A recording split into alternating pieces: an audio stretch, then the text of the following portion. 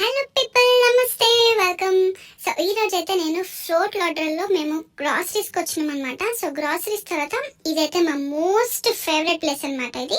So ఇక్కడికి ఎందుకు వస్తామంటే ఈ సమోసాస్ తీసుకొని వస్తాం. సో ఇది అరుణ్స్ ఇండియన్ కిచెన్ అని ఒక రెస్టారెంట్ ఉంటుంది అనమాట. ఇక్కడ మాత్రం బీభత్సమైన ఆర్డర్స్ ఉంటాయి. సో ఫుడ్ కూడా బాగుంటది, కానీ మేము వచ్చేది మాత్రం సమోసాస్ ఇంకా మ్యాంగో లస్సీ. ఆర్డర్ అయితే ఇచ్చేసి అయితే కొంచెం కూర్చున్నాం, 10 నిమిషాలు అయితే పడుతుంది.